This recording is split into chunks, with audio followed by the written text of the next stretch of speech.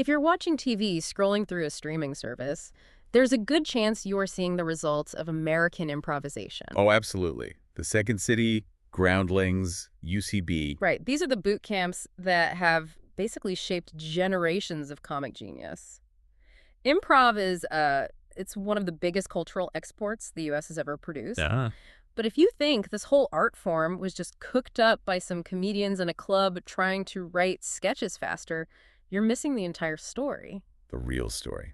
And this is where it gets really interesting. The truth is that modern improv wasn't invented by a funny guy in New York, but by a social worker in Chicago. And that's exactly the foundation we're digging into today. This whole deep dive is about that genesis. If you really want to understand improv, you have to get to a philosophy of Viola Spolin. The mother of improvisation. Universally recognized. We're looking, beneath the jokes, under all the quick wit, and right at the original social mission. The sources we're using compare it to a cake, which I love. Yeah, one of the historians in the documentary says that you can think of improv theater as this huge cake. Different frostings, different flavors. Exactly.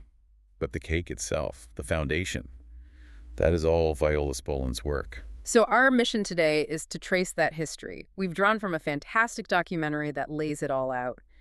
How did social work, empathy training, and immigrant aid become the engine for this massive global comedy phenomenon? Well, to really start at the beginning, you have to look at Spolin's own background, her family's experience in Chicago. She was born Viola Mills. Right, but her parents were Russian Jewish immigrants.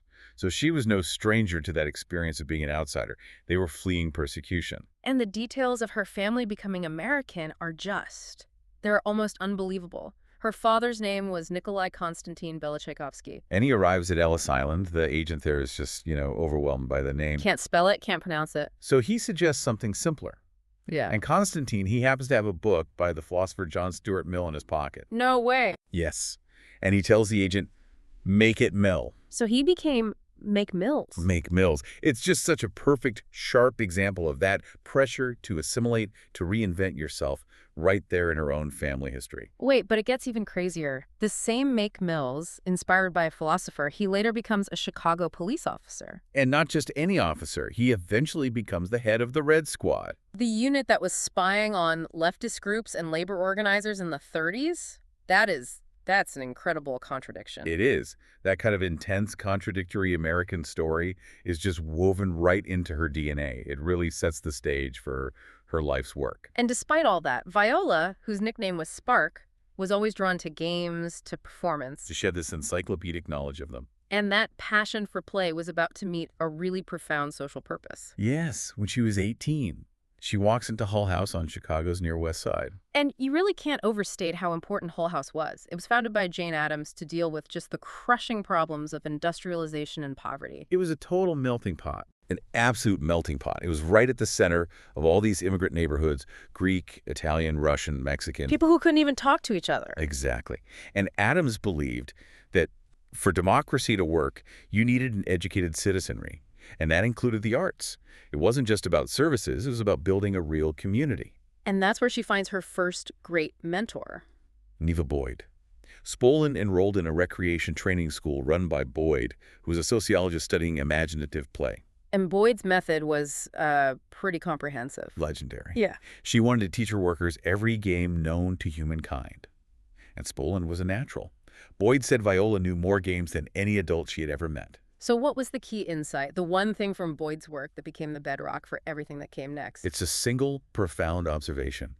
When people are intensely focused on the rules of a game, their self-consciousness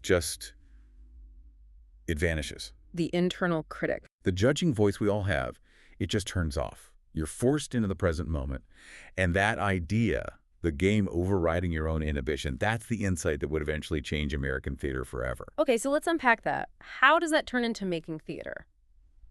She has a son, Paul, who will be very important later. He co-founds the Second City. And she gets a job as a trauma supervisor for the WPA back at Hull House during the Depression. Right, and her challenge is immense. She's supposed to create community theater with immigrant and first-generation kids who speak Italian, Yiddish, Spanish. So traditional theater direction, Yeah. be more emotional or project, it's useless.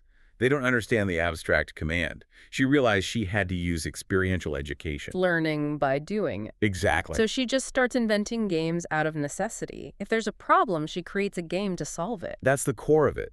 The games are engineered to force immediate action and to focus your mind away from that internal critic. You replace the anxiety of, do I look stupid, with the simple challenge of, I have to complete this task. Yes, the sources give a fantastic example, the game Contact.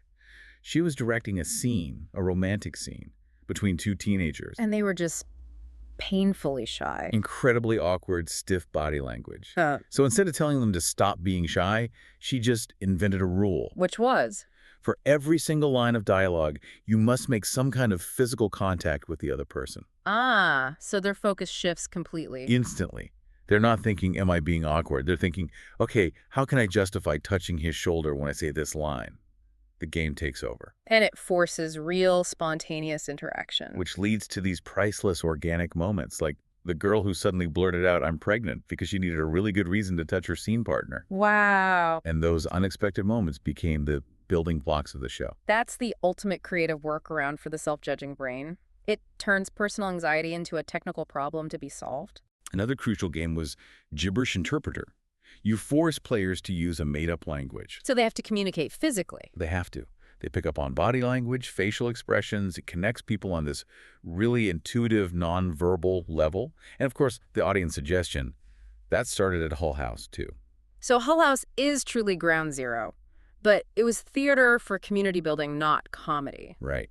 It all led to this huge show she directed called Halsted Street, celebrating the neighborhood's diversity. And the press really noticed this. They did. They wrote that the show was conceived, written, and played by the people themselves. It democratized the whole process. Which proved theater could be made by a community, not just performed for them. Okay, so that brings us to the next generation. Her son, Paul Sills. Paul uses the GI Bill to go to the University of Chicago, which at the time was just this intellectual powerhouse. And here's this amazing connection, right?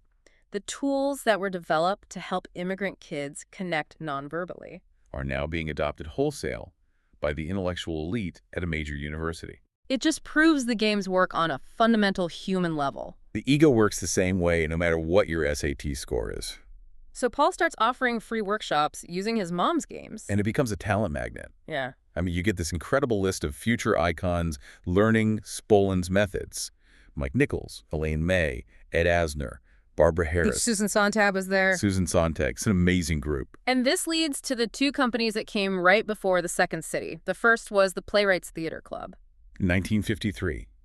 They used the improv tools, with Viola teaching them, but only to develop scripts. They weren't doing improvised shows. Then came the Compass Players in 1955. And this is considered the first real improvisational theater company in the U.S.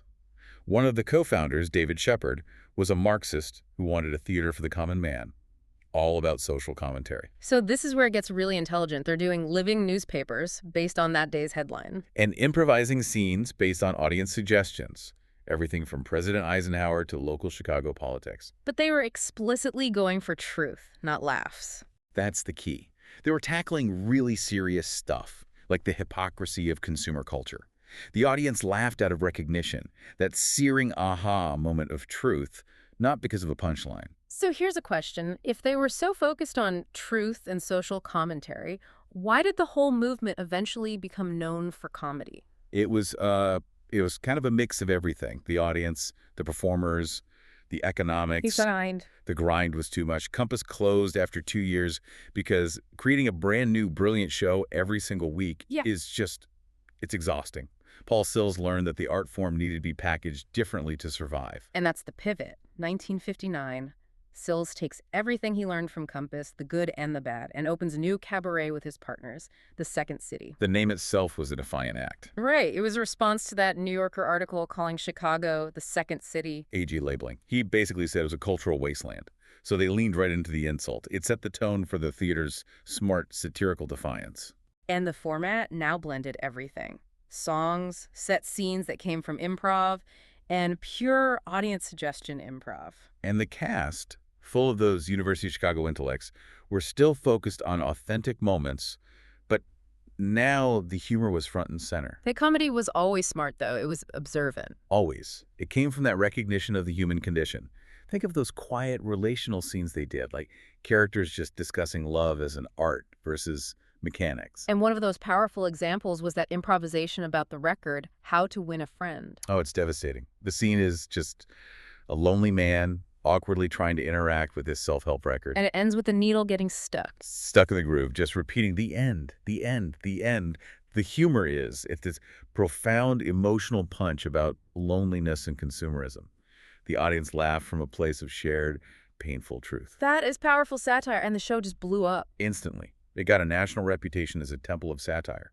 And as it took off, Paul Sills brought in his mom, Viola, to run the training center. To make sure everyone was grounded in her principles. Exactly. But her most enduring contribution, the thing that made her methods last, was publishing the book in 1963, Improvisation for the Theater. Which basically launched a million improv companies all over the world. It changed everything. It laid out her entire philosophy over 200 games.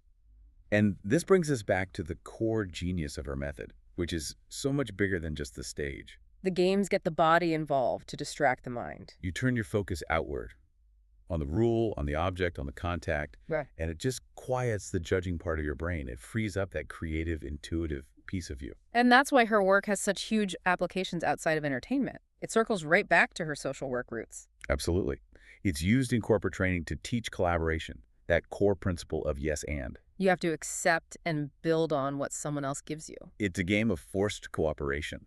A doctor suggests a wild idea, the next doctor has to say yes and add to it instead of just shutting it down. Our sources said it's been used to train over 15,000 scientists and doctors. To improve their communication and collaboration in high-stakes situations, you're literally turning down that internal critic that says, that's a stupid idea, and forcing yourself to build on it. And then there's the work with incarcerated women at Cook County Jail. Right back to social work. The focus there isn't comedy at all. It's using the games to build empathy, to practice listening, to create support systems. It's just profoundly effective. Spolin believed her system could reach the intuitive power of the individual and release genius. And it's all about the ensemble. The game removes barriers of gender, class, ethnicity. The unspoken rule of improv is that we owe each other respect. We're here to work together. Paul Sills said her teaching would outlast us all. And it has. Viola Spolin created the tools for this creative explosion. They gave us everyone from Ed Asner to John Belushi. The second city is the tsunami, the big wave. But she's the ripple that started it. She's the ripple that started it all in the basement at Hull House. At its core, improv is about connecting with each other and with our own humanity through play. That is a stunning legacy. We've seen how focusing on a game's objective instead of the anxiety of performance is what frees up the intuitive mind. So for you, the listener, here's something to think about. What's one major self-conscious obstacle you face in your life? And what simple game, a forced point of concentration, could you invent right now to let your own intuitive genius fly? Maybe the answer isn't to try harder, but just to play the game. Thank you for joining us for this deep dive into the surprisingly humanitarian roots of American comedy. We'll catch you next time you're ready to dive deep into the source material.